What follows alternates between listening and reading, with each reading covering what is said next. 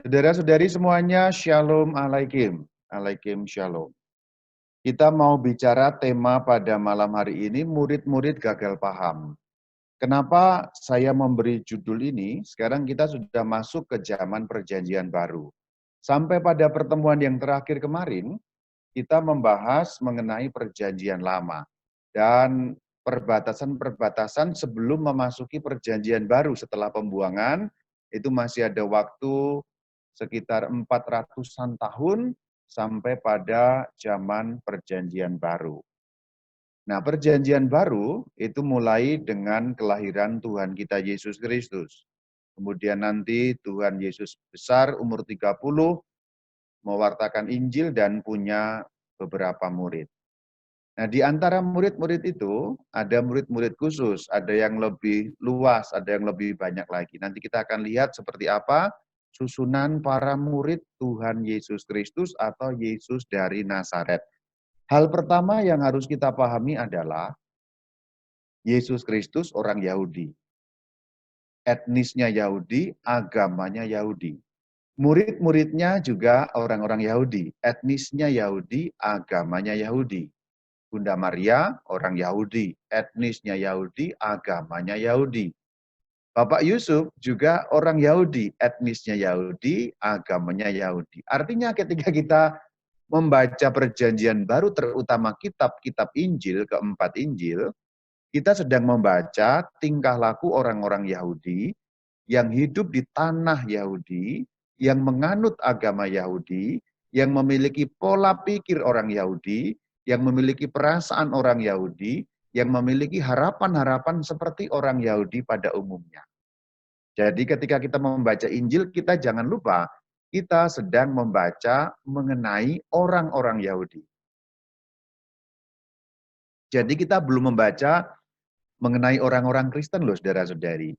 Jadi ketika Yesus dari Nazaret bertemu dengan Simon Petrus, bertemu dengan Andreas, itu semuanya orang Yahudi yang mereka beragama Yahudi. Sehingga jangan sampai salah membaca Injil dan jangan menganggap itu semua adalah cerita mengenai orang Kristen. Cerita mengenai orang Kristen baru nanti setelah hari Pentakosta itu baru ada agama Kristen, orang Kristen, dan sebagainya. Kalau kita mau menggunakan istilah agama, menganut agama, ini gambaran umum supaya nanti tidak salah paham. Pada saat Tuhan Yesus mengajar kemana-mana, bahkan sampai wafatnya, beliau itu orang Yahudi. Jadi selama hidup, kita pakai gambaran mudah ya. Kalau digambarkan Tuhan Yesus itu punya KTP, seumur hidupnya KTP-nya itu KTP-nya agama Yahudi, sampai wafatnya. Tapi beda dengan para murid, terutama 12 rasul, terutama Bunda Maria juga. Mereka awalnya orang Yahudi, mengikuti Yesus dari Nazaret sebagai orang Yahudi sampai pada wafatnya. Tetapi nanti pada hari Pentakosta itu tercipta yang namanya agama Kristen. Disitulah 12 rasul, Bunda Maria, dan beberapa orang lain termasuk 3.000 orang itu menjadi Kristen. Jadi boleh dikatakan gampangnya mereka berubah menjadi orang Kristen pada hari Pentakosta. Ini simplifikasi tentu saja. Tentu tidak semudah itu, tapi ini saya menggampangkan supaya Anda dapat mudah mencerna urutan ceritanya atau sejarahnya. Jadi seluruh Injil itu kita bicara mengenai orang Yahudi, termasuk harapan-harapan mengenai Mesias yang sudah kita bahas itu juga semua adalah pemikirannya orang Yahudi. Sekarang kita akan membahas murid-murid yang gagal paham. Saudara-saudari, kalau kita membaca Injil memang tidak mudah melihat sungguh-sungguh siapa sesungguhnya sosok Yesus dari Nazaret. Sudah tokohnya tidak mudah ditangkap ini siapa, kadang-kadang memang membingungkan, juga perkataan-perkataan atau firmannya kadang-kadang juga atau malah cukup sering tidak mudah ditangkap. Kita sekarang tidak mudah menangkap. Yang hidup bersama dengan Yesus dari Nazaret 2000 tahun yang lalu pun demikian.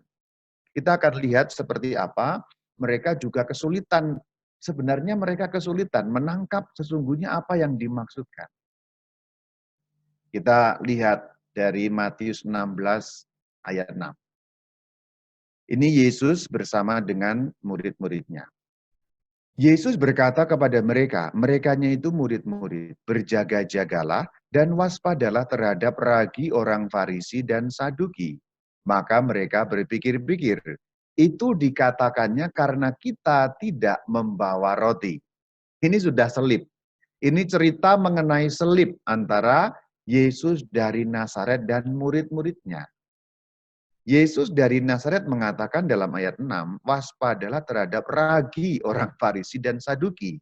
Ayat 7, murid-murid mikirnya selip. Mereka mengira sedang disindir karena tidak membawa roti. Ayat 8, saya lanjutkan. Dan ketika Yesus mengetahui apa yang mereka perbincangkan, ia berkata, mengapa kamu memperbincangkan soal tidak ada roti? Belum juga kamu mengerti, ini sudah mulai, kalau bahasa kita sekarang ini sudah mulai sebel. Kok nggak ngerti-ngerti ya? Gitu. Belum jugakah kamu mengerti? Belum juga kamu ngerti, nggak paham-paham, gagal paham terus kamu tuh. Gitu. Kita lanjutkan cerita selip ini. Ayat 11 sekarang. Bagaimana mungkin kamu tidak mengerti bahwa bukan roti yang kumaksudkan. Jadi sesungguhnya meskipun tadi bicara mengenai ragi, tetapi Yesus dari Nazaret tidak sedang bicara mengenai roti dalam arti harafiah. Ayat 12 baru agak nyambung. Ketika itu barulah merekanya itu adalah murid-murid. Mereka mengerti bahwa bukan maksudnya supaya mereka waspada terhadap ragi roti, melainkan terhadap ajaran orang Farisi dan Saduki. Jadi kata ragi yang dipakai tadi disalahpahami oleh para murid, dikira ragi untuk membuat benar-benar roti. Tetapi ragi Farisi dan Saduki yang dimaksudkan pengaruh-pengaruh buruk dari orang-orang Farisi dan Saduki. Ini simpel sebenarnya ajarannya. Untuk kita tidak terlalu sulit bagian ini. Tapi ternyata murid-murid untuk hal yang sesimpel ini masih juga gagal paham. Dan memang tidak mudah mengikuti Yesus dari Nazaret. Pemikiran-pemikirannya itu begitu maju. Bahkan kalau dibandingkan orang sejamannya, orang zaman itu, pemikiran-pemikiran Yesus dari Nazaret itu sangat maju. Maka kadang-kadang orang-orang termasuk murid-muridnya tidak mudah untuk ya satu frekuensi dengan pikirannya itu. Ini yang simpel, saya tampilkan supaya Anda tahu dari hal yang simpel pun murid-murid bisa gagal paham gitu. Sekarang lanjut ke yang lebih canggih sekarang ya. Matius 8 ayat 23. Lalu Yesus naik ke dalam perahu. Sekonyong-konyong mengamuklah angin ribut di danau itu sehingga perahu itu ditimbus gelombang tetapi Yesus tidur. Ini cerita pada saat murid-murid berlayar, Yesusnya tidur. Selanjutnya ayat 25. Maka datanglah murid-muridnya membangunkan dia, katanya, Tuhan tolonglah kita binasa. Lalu bangunlah Yesus menghardik angin dan danau itu, maka danau itu menjadi teduh sekali. Yang membingungkan yang mana? Selanjutnya bagian ini. Dan heranlah orang-orang itu katanya, orang apakah dia ini? Sehingga angin dan danau pun taat kepadanya. Bagian ini membingungkan. Kok bisa-bisanya tadi tidur, mengamuk angin dan danau, dihardik, dibentak, kemudian danau dan angin menjadi tenang. Itu untuk orang biasa tidak masuk akal dan membuat heran pasti. Maka murid-murid bisa mengatakan orang apakah ini? Nanti ketika penyembuhan-penyembuhan, orang kusta disembuhkan, orang lumpuh disembuhkan, bahkan orang buta disembuhkan, bahkan nanti sampai pada membangkitkan orang mati, makin heran lagi, makin bingung lagi mereka. Makin tidak mudah lagi memahami sebenarnya orang ini siapa. Sesungguhnya orang itu siapa. Jadi sebenarnya saudara-saudariku, sejak awal Yesus dari Nazaret sudah membuat kebingungan banyak orang, bahkan orang-orang terdekatnya. Nah itu yang dapat kita baca tidak hanya ayat-ayat yang saya tunjukkan, ini baru hanya contoh-contoh saja. Ini contoh-contoh yang saya tampilkan untuk menggambarkan bagaimana mereka bingung terhadap pertama, firman-Nya Yesus dari Nazaret, yang kedua sosoknya Yesus dari Nazaret. Artinya firman-Nya membingungkan, lalu sosoknya pun membingungkan. Bahkan orang yang pinter pun bingung. Kita lihat Nikodemus, seorang Farisi yang boleh dikatakan tanda petik menjadi muridnya Yesus dari Nazaret. Yohanes 3 ayat 1. Adalah seorang Farisi yang bernama Nikodemus, seorang pemimpin agama Yahudi. Ia datang pada waktu malam kepada Yesus. Info ini penting. Jadi pemimpin agama Yahudi, dia itu seorang Farisi. Berarti pengikut golongan Farisi. Berarti ada orang Farisi yang tidak jahat. Ada orang Farisi yang tidak memusuhi Yesus dari Nazaret. Nyatanya Nikodemus, seorang Farisi bahkan pemimpin agama karena masuk golongan Sanhedrin. Lalu ayat 2 dikatakan datang pada waktu malam. Kenapa harus malam-malam? Karena boleh dikatakan takut kepada orang Yahudi yang lain. Jadi menjadi murid dengan diam-diam. Ayat 3. Yesus menjawab katanya, jika seorang tidak dilahirkan kembali, ia tidak dapat melihat kerajaan Allah. Kata Nikodemus kepadanya, bagaimanakah mungkin seorang dilahirkan kalau ia sudah tua? Ini selip ayat 4 ini. Silakan memperhatikan bahwa ternyata Nikodemus mengalami kebingungan. Mengalami kebingungan. Bagaimana mungkin seorang dilahirkan kalau sudah tua? Padahal yang dimaksudkan bukan itu. Untuk kita tidak ada masalah sekarang karena dengan seringnya kita membaca Injil, maka kita makin sering mengenali firman Yesus, nggak terlalu susah. Tapi ini untuk Nikodemus, ini benar-benar mengguncang, bahkan sampai mengatakan, bagaimana bisa? Untuk kita ini ya lucu-lucu bagaimana gitu. Bahkan seorang pemimpin agama, orang Farisi tidak menangkap apa yang dikatakan Tuhan Yesus ini. Dia bingung, apakah harus masuk lagi ke rahim ibunya? Lalu dijawab, harus dilahirkan dari air dan roh, itu yang dimaksudkan. Lalu di bagian ayat 10, setelah Nikodemus mengatakan bagaimana itu terjadi, ayat 10 diberi penegasan. Engkaunya Nikodemus, engkau adalah pengajar Israel. Masa engkau nggak ngerti? Nah itu kalau dikalimatkan dalam bahasa sekarang. Kamu ini pemimpin agama loh. Masa perkataan seperti itu kamu nggak ngerti juga? Gitu. Engkau tidak mengerti akan hal-hal itu. Jadi jangankan orang-orang sederhana ya. Ini contoh untuk orang elit. Ini contoh untuk orang yang petinggi, berilmu. Karena orang Farisi, pemimpin agama pasti berilmu, nggak orang sembarangan. Beberapa murid pasti berilmu, tapi tidak semua. Beberapa orang sederhana, nelayan itu ya tidak ya berilmu tapi tidak canggih. Maka kalau salah paham, gagal paham mungkin agak wajar. Tetapi Nikodemus bagaimana mungkin? Nah, itu aneh sekali kan? Nah, ini yang apa namanya? Yang coba saya tampilkan kepada saudara-saudara. Yang lainnya, Lukas 9 ayat 43 dan seterusnya.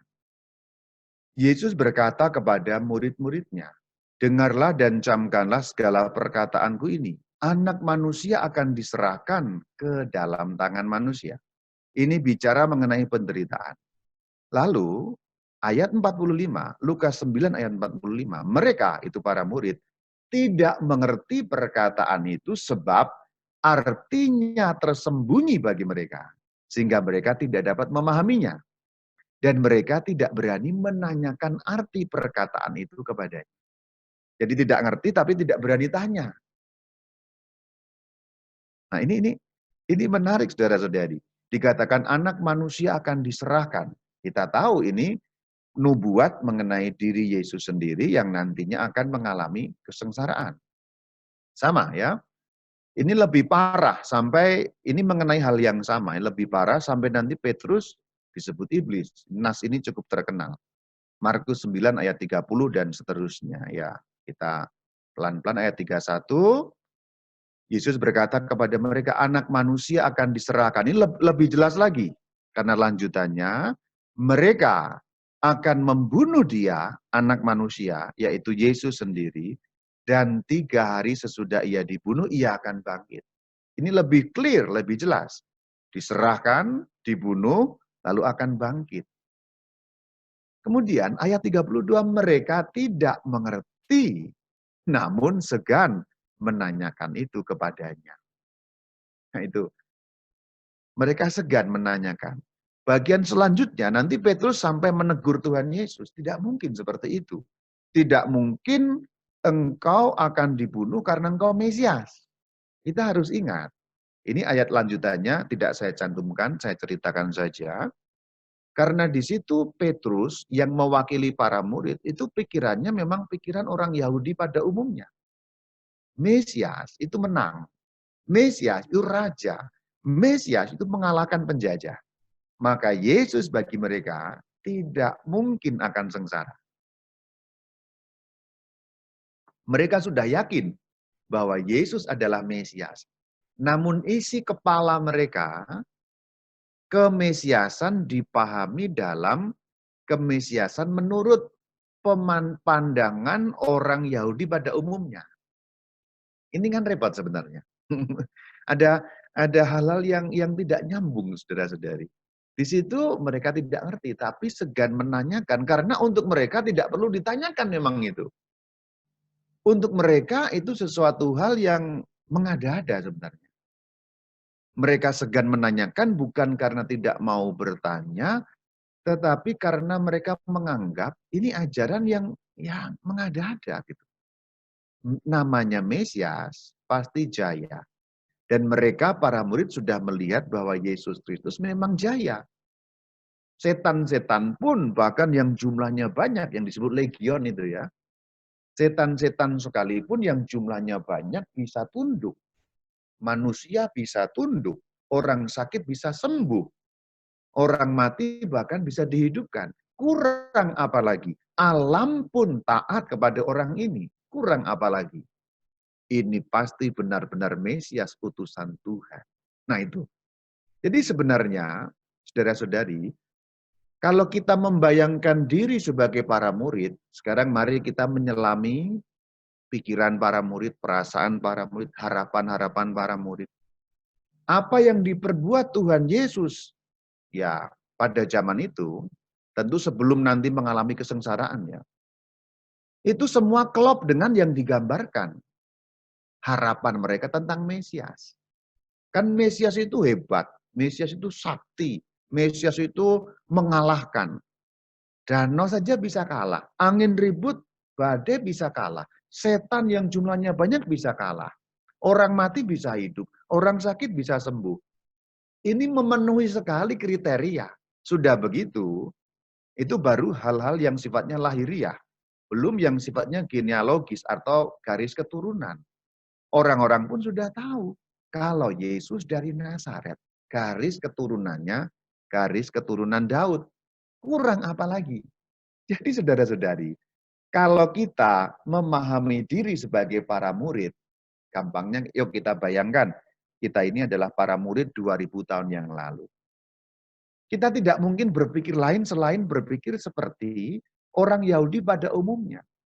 Dan memang betul-betul para murid ketika mengikuti Yesus kemana-mana, mereka itu menangkap ini memang nubuat yang dipenuhi dalam diri orang ini gitu. Kejayaan kerajaan Daud yang masa lalu seperti itu, mereka memandang, ini ada fajar baru, ada terang baru orang ini yang akan menegakkan kembali kerajaan itu. Harapan Mesias ala Yahudi, harapan Mesias menurut pikiran Yahudi pada zaman Yesus, sebenarnya secara harafiah terpenuhi dalam diri Yesus. Sekarang Anda bayangkan, seandainya betul-betul Yesus memakai kuasa dalam arti kuasa politik, kuasa duniawi, apakah mungkin mengalahkan penjajah Romawi? Sangat mungkin. Karena pertama, dukungan rakyat luar biasa. Rakyat sudah terpikat, sudah mengikuti kemana-mana. Yang diberi makan aja 4.000 dan 5.000, itu baru laki-laki. Artinya itu baru di satu tempat, belum di tempat-tempat yang lain. Artinya kalau kita memakai bahasa politik sekarang dukungan massa, sudah banyak sekali. Bahkan dalam Injil Yohanes dikatakan bahwa orang-orang sudah sangat siap menjadikan Yesus raja. Artinya dukungan publik sudah ada. Itu yang pertama. Berarti nomor dua, kekuatan untuk melawan penjajah secara politik ada. Sangat gampang. Dan nanti seandainya betul terjadi perang, ini mengandai-andaikan ya, ini berandai-andai. Betul terjadi perang, seandainya di antara prajuritnya Yesus ada yang terluka, ya tinggal diludahin sembuh. Ada yang mati, tinggal disentuh sembuh. Bagaimana tidak terkalahkan coba? Kalau ada pasukan seperti itu, pimpinannya tidak mungkin dibunuh, bahkan malah bisa menghidupkan orang mati. Coba Anda bayangkan, kalau Anda jadi orang Yahudi zaman itu, Anda jadi para murid zaman itu, apa tidak benar-benar memikirkan mengenai Mesias dalam arti politik itu? Ayo kita galang kekuatan. Kekuatannya sudah ada. Orang sakti ini pasti akan hebat nanti kalau memimpin kita. Nah itu, ini latar belakangnya saudara-saudari. Maka nanti kalau membaca Injil, kemudian menemui para murid tidak segera paham atau banyak sekali gagal paham,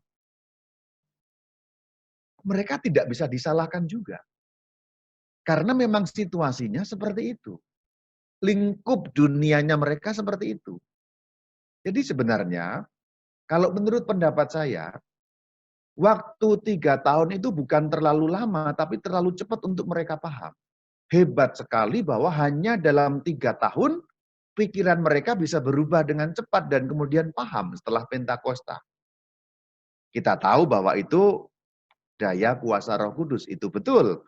Tetapi secara manusiawi, para murid pasti juga memikir-mikirkan. Sebagaimana pertanyaan tadi, orang apakah dia ini? Siapa sebenarnya orang ini? Jadi para murid sebenarnya juga tidak begitu saja, mereka juga berpikir, mereka juga mencari tahu. Maka ketika ada pertanyaan, apa katamu? Ini minggu lalu ya, hari Minggu bacaan minggu lalu itu ya. Apa katamu, siapa aku ini? Petrus segera menjawab, engkau Mesias. Pada saat menjawab engkau Mesias, pikirannya Mesias kejayaan, Mesias triumfalistik. Tetapi 1 tahun kemudian, jadi pada saat pertanyaan itu 1 tahun sebelum Pentakosta kira-kira. Setahun kemudian pikirannya sudah lain, yaitu Mesias yang menderita, dibunuh demi menyelamatkan umatnya. Berubah hanya dalam waktu setahun loh. Artinya itu hebat. Dalam sisi manusiawi, saya yakin para rasul bergumul dengan pikiran mereka, dengan batin mereka, lalu mencoba mengerti. Tentu kekuatan Roh Kudus menyempurnakannya itu betul. Tapi ayat Injil juga berulang kali mengatakan teringatlah mereka. Nah itu beberapa kali ada seperti itu, terutama Injil Yohanes. Misalnya Yohanes 2 ayat 22, teringatlah mereka. Nanti setelah Yesus bangkit, teringatlah mereka. Itu sudah dikatakannya. Nah itu. Ketika teringat itu berarti apa? Ini kan kerja manusiawi, mengingat mereka. Memikirkan ulang sebenarnya. Nah itu yang terjadi saudara-saudari. Jadi sebenarnya kalau saya pikir-pikir, kalau mau dibilang gagal paham, iya. Tetapi para murid termasuk hebat. Karena hanya dalam waktu 3 tahun mereka bisa memahami apa yang sungguh-sungguh diajarkan oleh Sang Kristus. Dan menangkap 100%. Meskipun 100%-nya nanti setelah baginda Yesus bangkit dari kematian. Kenapa kok bisa 100% akhirnya? Karena setelah bangkit dari kematian, Yesus masih punya 40 hari untuk mengajar ulang para rasul. Memberi makna-makna baru, sehingga pikiran mereka diterangi dengan pikiran mengenai kebangkitan. Nah, sekarang kita lihat yang ini masih mengenai anak manusia ya, Lukas 18:31. Sekarang kita pergi ke Yerusalem lebih jelas, karena dengan pergi ke Yerusalem akan digenapi sesuatu yang sudah dinubuatkan. Ini lebih jelas lagi, lebih rinci, ayat 32. Sebab ia, anak manusia yaitu Yesus, akan diserahkan, diolok-olok, dihina, diludahi. Nah ini lebih rinci lagi. Mereka akan menyesah, membunuh. Jadi diolok-olok. Ya kalau kita lihat ceritanya memang betul kan, diolok-olok, bahkan dihina, diludahi sudah disebut juga. Ini nubuat yang nanti terpenuhi juga. Menyesah, yaitu dicambuki itu ya, dan membunuh dia. Pada hari ketiga ia akan bangkit. Namun dalam Injil Lukas ini pun, tetapi mereka sama sekali tidak mengerti. Tidak mengertinya ya seperti yang saya ceritakan tadi. Bagaimana mungkin mengerti kalau situasinya memang ini orang hebat dan Mesias hebat gitu. Tidak mungkin mengerti pada saat itu. Kalau saya jadi para murid juga pasti nggak ngerti. Kalau Anda orang Yahudi dan menjadi murid, Anda pasti juga tidak ngerti. Apalagi kita, kayaknya mungkin kalau kita lebih on daripada 12 murid itu ya. Mereka sudah lumayan saya kira. Ya ini Markus 8 yang tadi, siapakah aku ini ya. Lalu Petrus menjawab, engkau adalah Mesias. Ayat 30, larangan ini masuk akal ketika Anda memahami konteksnya. Ayat 30 ya. Lalu Yesus melarang mereka dengan keras supaya jangan memberitahukan kepada siapapun tentang dia yang adalah Mesias. Jadi ini dilarang. Untuk Anda yang tidak paham konteks atau ketika Anda belum memahami konteksnya, ayat 30 ini pasti aneh. Kok malah dilarang bukannya diwartakan, gitu kan? Kenapa kok dilarang? Justru karena pemahaman para murid belum matang. Kalau menyampaikan sesuatu pemahaman yang belum matang, nanti kacau. Sesuatu yang belum Anda pahami betul-betul, kalau Anda suruh menyampaikan pasti kacau. Saya ambil contoh. Anda mau menyampaikan tentang Allah Tritunggal, tapi Anda itu belum paham betul-betul, nanti pasti kacau. Nah itu konteksnya. Konteks larangannya itu adalah, sampai pada titik itu, para murid belum betul-betul paham Mesias seperti apakah Yesus itu. Jadi nanti kalau ngomong-ngomong kepada orang, nanti mengenai pikirannya sendiri. Kacau nanti. Bukan mengajarkan ajaran Yesus, tetapi malah mengajarkan pikiran mereka sendiri. Maka dilarang. Contohnya kalau saya suruh mengajar kedokteran gitu, saya kan bukan dokter. Kalau tentang teologi filsafat ya ngerti lah. Tapi kalau kedokteran saya nggak ngerti. Suruh baca buku mungkin ngerti sedikit. Tapi belum terlalu ngerti. Saya suruh menjelaskan mengenai kedokteran itu, ya nggak nyambung gitu. Maka lebih baik saya diam daripada tidak menyampaikan kebenaran kan gitu. Maka larangan konteksnya itu ya. Kemesiasan yang masih belum dipahami oleh para murid. Maka rinciannya ini lebih rinci lagi, menanggung banyak penderitaan dan seterusnya. Lalu ayat 33, Yesus memarahi Petrus, enyahlah iblis. Ini dimarahi karena ini belum ngerti-ngerti. Disentak supaya ngertilah kamu ini. Pahamlah. Meskipun belum paham-paham juga. Terbukti sampai pada detik-detik terakhir, Yesus ditangkap, Petrus belum ngerti makanya lari. Kenapa Petrus lari? Karena harapannya mengenai Yesus buyar. Pada saat awal mau ditangkap, apa yang dibuat oleh Petrus, saudara-saudari? Dia mengeluarkan belati, mengeluarkan pedang ya. Ya, pedang, tapi itu pisau belati, bukan pedang gede, tapi pedang pendek. Gitu. Kenapa? Dia berani mengeluarkan pedang, mengeluarkan pisau, mengeluarkan belati. Karena dia yakin kalau dia melawan, di belakangnya itu ada Yesus. Kalau ada apa-apa dengan dirinya, gampang. Nanti dipegang juga sembuh. Kalau Petrus terluka, dia nggak khawatir karena di belakangnya adalah Yesus. Itu yang di pikiran Petrus. Jadi dengan gagah perkasa, Petrus itu mengeluarkan pedang, bahkan berani menyerang. Tapi begitu Yesus bilang, sarungkan pedangmu, apa yang terjadi? Petrus pipis di celana. Karena itu buyar semuanya. Buyar semuanya. Dukungan yang diharapkan, dukungan kemenangan yang diharapkan tidak terjadi. Itu yang berlangsung, saudara-saudari. Sehingga pemahaman Anda makin lengkap lagi dengan ya kupasan-kupasan seperti ini.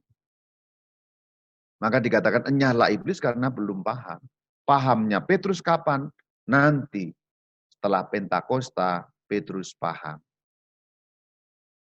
Kita lihat bagaimana orang-orang itu baru nanti akan paham setelah kebangkitan. Karena memang setelah kebangkitan dan terutama setelah Pentakosta, baru ingat, baru paham. Pertama karena ingat sendiri, kedua karena dijelaskan lagi oleh Tuhan Yesus ketika 40 hari itu ya mengajar ulang. Yohanes 12:12. Yesus sedang di tengah jalan menuju Yerusalem, mereka mengambil daun-daun palem dan pergi menyongsong dia sambil berseru Hosana. Ini cerita mengenai Minggu Palem, saudara-saudara. Apa yang terjadi? Sekarang ayat 14 dan 15. Yesus menemukan seekor keledai muda dan seterusnya kita tahu ceritanya. Duduk di atas seekor anak keledai. Ya. Nah bagian yang mau saya tunjukkan ada ayat 16. Mula-mula murid-murid Yesus tidak mengerti akan hal itu.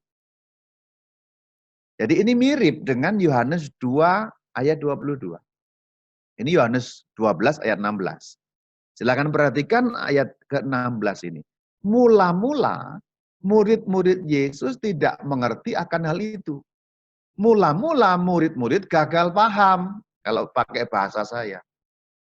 Tetapi ya, sesudah Yesus dimuliakan, apa maksudnya dimuliakan? Kalau Injil Yohanes mengatakan dimuliakan itu berarti disalibkan. Disalibkan kemudian nanti bangkit, maksudnya begitu. Sesudah wafat dan bangkit, itu artinya teringatlah mereka. Baru ingat. Setelah Yesus dibangkitkan, mereka ingat. Oh, bahwa nas itu mengenai dia dan seterusnya dan seterusnya. Yang bagian paling pentingnya itu yang saya garis kuning itu. Tetapi sesudah Yesus dimuliakan, teringatlah mereka. Mereka ngeingat, mereka ngerti. Padahal mula-mula gagal paham. Nah ini catatan pertama.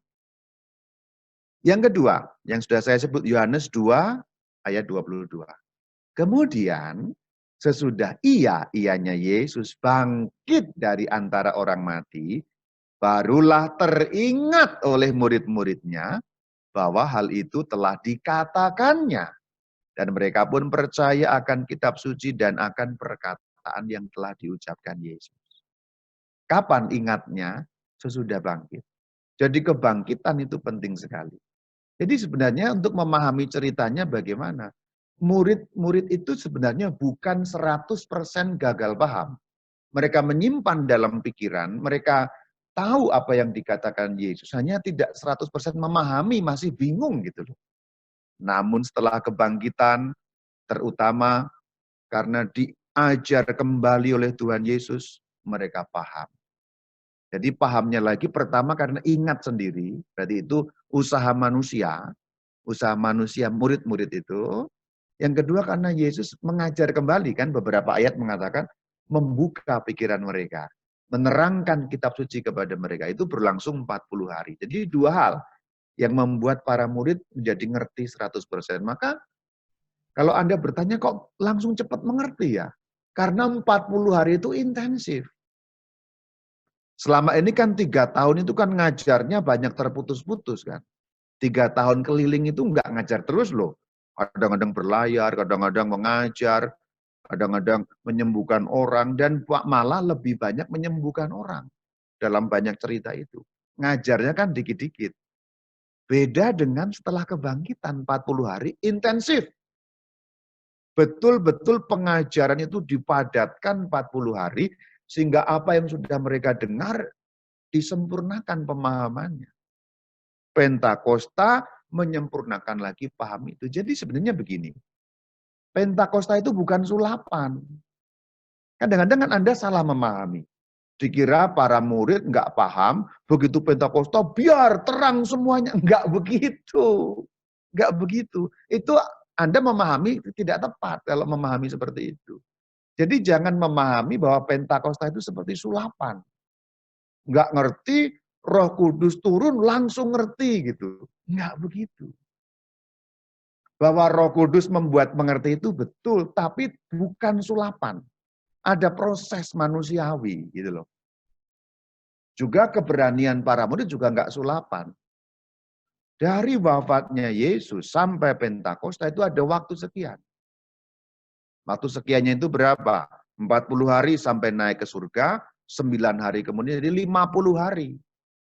50 hari itu intensif betul-betul sehingga imannya para murid selama masa kebangkitan itu sebelum Yesus naik ke surga itu betul-betul diyakinkan sehingga ketakutan mereka hilang sama sekali. Karena mereka sudah betul-betul yakin ini penuh keyakinanku pada Sang Mesias yang ini. Begitu. Jadi jangan pernah membayangkan bahwa Pentakosta itu 100% mukjizat dalam arti langsung tiba-tiba ngerti gitu. Enggak begitu. Enggak begitu ceritanya. Anda salah memahami kisah Alkitab kalau memahami semua itu begitu Pentakosta, wah, aha. No, tidak begitu. Ada runutannya. Jadi begitu saudara-saudari, ada runutannya.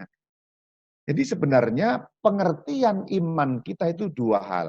Usaha manusiawi kita untuk mengerti, disempurnakan roh hikmat, yaitu Roh Kudus yang memampukan kita lebih mengerti lagi, disempurnakan. Sama, ini kan kita pemahaman begini. Kita mohon roh hikmat makin menerangi kita sehingga kita makin mengerti. Tapi kita perlu belajar juga. Apakah para rasul belajar juga? Iya. Mereka melakukan pengajian panjang dengan Tuhan Yesus 40 hari, intensif. Itu ya pemahaman, semoga ini menjadi pemahaman baru juga untuk Anda. Mengapa sesudah bangkit para murid sudah bangkit Yesusnya, para murid menjadi lebih paham dan lebih mengerti. Itu ceritanya. Satu hal lagi. Lukas 24 ayat 1 dan seterusnya. Pagi-pagi benar mereka mendapati, ini cerita kebangkitan Yesus. Mereka masuk tidak menemukan jenazah Tuhan Yesus. Kemudian ada dua orang yang berdiri, pakaiannya berkilo-kilo, ayat 5. Mengapa kamu mencari dia yang hidup di antara orang mati? Lanjutannya. Ingatlah ya, ingatlah, ayat 6 ya. Ingatlah apa yang dikatakannya kepadamu. Perhatikan ini sambungannya ya, ayat 5.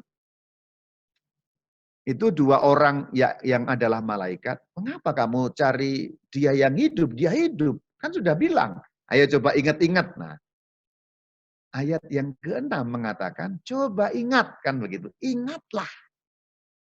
Ayo ingat, coba ingat. Dulu beliau sudah ngomong loh. Diserahkan ke tangan orang berdosa. Disalibkan bangkit hari ketiga. Masa enggak ingat? Ayo coba diingat-ingat lagi. Mengingat itu kan kerja manusiawi sebenarnya. Jadi para malaikat tadi tidak menyulap, ingat, enggak begitu. Tapi coba ingat, ayo coba ingat, ayo ingat, tungin, ingat, nah, gitu ya. Jadi ayat 6 itu ingatlah, menyuruh mengingat-ingat, itu yang dimaksudkan. Lalu ayat 8, maka teringatlah mereka akan perkataan Yesus. Kenapa kau teringat? Karena sudah mencoba mengingat. Oh iya ya, waktu itu beliau sudah bilang, hanya kita tidak paham. Oh ini ternyata betul, sekarang kita mulai paham. Nah itu loh. Tadi kan ketika dinubuatkan tadi kan dikatakan berulang-ulang mereka tidak mengerti tapi segan menanyakan. Ya sudah, tapi sekarang ingat kata malaikat, ingat. Ayat 8, maka teringatlah mereka. Oh! Nah begitu sudah ingat mereka. Itu yang terjadi saudara-saudari. Nah itulah yang mau saya sampaikan dalam cerita murid-murid gagal paham. Sebenarnya mereka tidak 100% gagal, hanya memang belum sampai pemikirannya mengenai ciri kemesiasan Sang Kristus yang berbeda dengan ciri kemesiasan ya Raja Daud dan seterusnya itu. Atau gambaran tentang kemesiasan Yesus yang ternyata berbeda dengan gambaran kemesiasan yang diharapkan oleh orang Yahudi. Wujud fisiknya yang berbeda sebenarnya. Tapi intinya sama, yaitu apa? Pembebasan. Inti dari Mesias yang diharapkan datang oleh orang Yahudi adalah pembebasan. Persis seperti dulu mereka dibebaskan dari tanah Mesir. Jadi selalu pembebasan. Hanya bentuk wujud fisiknya berbeda. Menurut orang Yahudi kebanyakan bentuk wujud fisiknya adalah Mesias kejayaan, ternyata Yesus pembebasan bukan dari itu, tapi pembebasan dari kuasa maut. Sehingga nanti di bagian terakhir kita akan membahas murid-murid menjadi rasul. Jadi dari murid berubah menjadi rasul. Untuk sementara sampai di sini saya mengakhiri. Shalom alaikum.